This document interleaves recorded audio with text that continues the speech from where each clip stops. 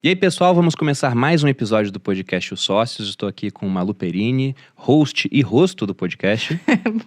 Olá, pessoal, sejam bem-vindos. Pode dizer isso para mim? Então, nesse momento que teve um desconforto muito grande, eu falei, não, pera, não é hora de começar o doutorado. Acho que eu vou tirar um pseudo sabático aqui, vou entrar de sócio nessa empresa e vou pensar no que fazer da minha vida. Então, esse tempo no Canadá foi um tempo que eu me dediquei a levantar uma trading lá. E nas horas livres eu respondia aos meus leitores. Imagino que todo consultor financeiro faz algo mais ou menos parecido. Existia mais ou menos um pacote de soluções para diferentes perfis. Sim. A pessoa está endividada, eu vou ter essas orientações. A pessoa está começando a investir assim, a pessoa é viciada em investimento, eu vou ter alguns alertas a fazer. E quando eu decidi escrever o livro, eu falei, bom, o que eu tenho aqui? Eu tenho seis que tem uma redundância, dá para juntar em 5 grupos diferentes. Então, 5 perfis diferentes são 5 formas diferentes de lidar com dinheiro. Sim. Que recebiam orientações diferentes da minha pseudo-consultoria à distância que eu fazia como autor.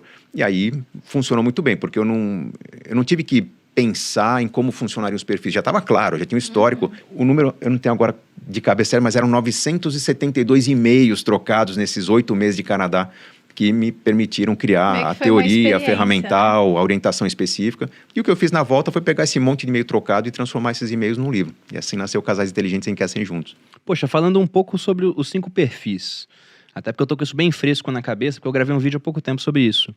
Até para o pessoal se identificar, né? E deixe nos comentários a identificação de cada um.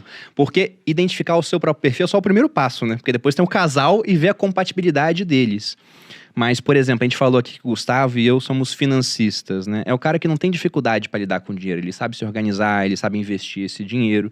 A Malu e a Adriana são poupadoras. São pessoas que não têm dificuldade para poupar. Só que muitas vezes não sabem investir ou têm medo, são muito conservadores no que vão fazer. Eu acho que eu me tornei um pouco financista agora. Você se tornou uma financista no final das contas. Chique. Foi aprendendo, a gente vai mudando de perfil ao longo da vida. E aí tem outros 3 perfis que você tem o problema.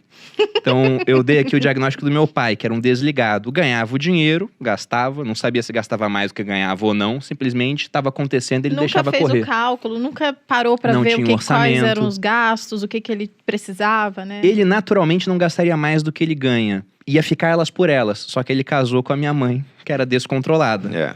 A minha mãe gastava muito mais do que o meu pai ganhava. E eu tenho flash na minha cabeça, eu rio de vez em quando eu lembro. Porque em 94, os meus pais tinham celular. Eu penso, pra falar com quem? Com a Abílio Diniz, que era o outro que tinha celular no Brasil nessa época. Eles tinham celular, eles gastavam muito, né? Então... Um tijolão, né? Exatamente, aquele tijolão. E você tem o outro perfil, que é o do gastador. Que é um cara que gasta bastante, mas não é descontrolado, assim. Mas é como você falou, você era um financista gastador, investia pra gastar mais. O gastador tá sempre cuidando do dinheiro que entra para poder realizar ao máximo os seus sonhos. A diferença pro descontrolado, o descontrolado não para pensar. Então, quando soa um alerta, já tá devendo 3 meses de salário. Não sei como é que eu tô no negativo, não sei porque chegou isso. Até para outras coisas, chegam multas e a pessoa não sabe de onde que veio uma multa, por atraso, por velocidade, enfim. Você falou do descontrolado e do desligado. O perfil, a pior combinação de perfil é o financista com o descontrolado. Porque aí dá faísca mesmo. O financista que está olhando o futuro, está se organizando, está montando projeto, o descontrolado não deixa concretizar nada. Eu sei como já vi uma relação assim. Seu pai, talvez por ser desligado, ele manteve a relação 12 anos funcionando bem por um bom tempo, justamente porque ele não sofria tanto com o descontrole da sua mãe. Se ele fosse financista, talvez não duraria 12 anos. Então, é verdade, isso é verdade mesmo. E esse é o ponto interessante, né? Como é que a gente faz para contornar essa incompatibilidade de perfis? Isso é importante. O divórcio é a solução? Não é. Poxa, amor! Não sei, talvez seja. Porque o pessoal às vezes fala, nossa, me divorciei, né? Daí eu falo, cara, é bom ou ruim isso? Porque às vezes pode ser terrível, ou às vezes, como é esse caso, onde uma pessoa tenta construir e a outra só destrói, talvez seja a solução. É uma solução, mas talvez não a melhor e não necessária. Não é necessário o divórcio. Tem amor envolvido, né? Uma pequena coisa que não é tão simples de achar também. Pois é. A gente tem que tomar cuidado porque o relacionamento ele não é uma escolha racional. Também, né? Tem uma química, tem todo um lado emocional que a gente tem que ponderar. Então, o primeiro passo é identificar os perfis e entender quais são os problemas decorrentes dos extremos desses perfis. Então, quando o casal começa a se ajudar, e há uma conversa em que a pessoa não vai deixar de ser descontrolada ou deixar de ser gastadora, mas vai começar a dosar os excessos desse comportamento.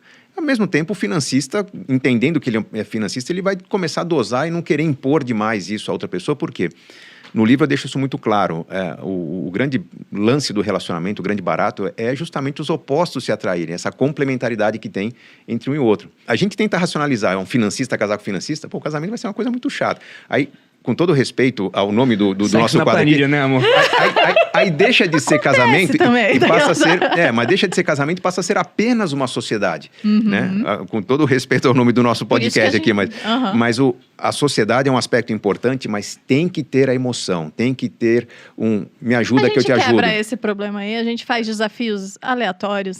Se você me seguir, não precisa. Mas se assistir o último podcast, você já vai ver que a monotonia não acontece tanto assim. Acompanha.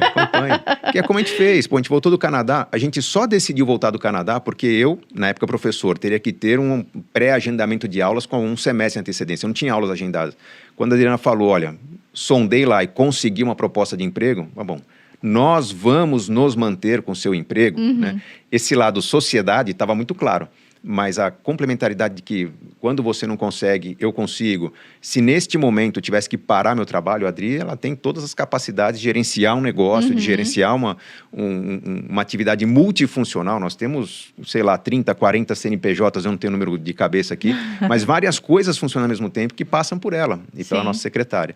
Então, se eu precisar parar por alguma razão, ela toca tranquilamente um negócio. Então, esse lado sociedade funciona muito bem. Mas por quê? A gente cuida muito bem do lado emoção, respeitando o perfil um do outro. Eu nunca quis impor a ela acompanhar a carteira de investimento de perto, como eu acompanho diariamente. Assim como eu fico tranquilo com ela acompanhando o orçamento e a cada 3, 4 meses sento, reviso. Na verdade, a gente entrou numa disciplina tão boa que ela me puxa a orelha com frequência. Você não vai olhar orçamento mais? Nem precisa mais, né? O único aspecto variável é a fatura do cartão de crédito. Então, eu olho a fatura do cartão de crédito. O resto está dentro do controle dela. Foi assim. Durante o comecinho, quando os recursos eram muito mais escassos, a gente tinha que ter muito mais controle. Hoje em dia, que do percentual da renda, a gente acaba gastando uma parte muito menor e quase tudo vai sendo investido, a gente não liga mais para essa parte. É muito mais isso. É o cartão de crédito e resume tudo. O orçamento tem um papel mais ou menos do GPS, do Waze, que você põe ali para um caminho que você vai percorrer. No começo você usa todo dia. Passado o tempo ele está ali te acompanhando, mas você vai de olhos fechados praticamente. O orçamento ele é mais para tirar dúvidas do que para tomar seu tempo e servir de controle no fim do mês. Então a gente mantém esse equilíbrio com uma certa segurança.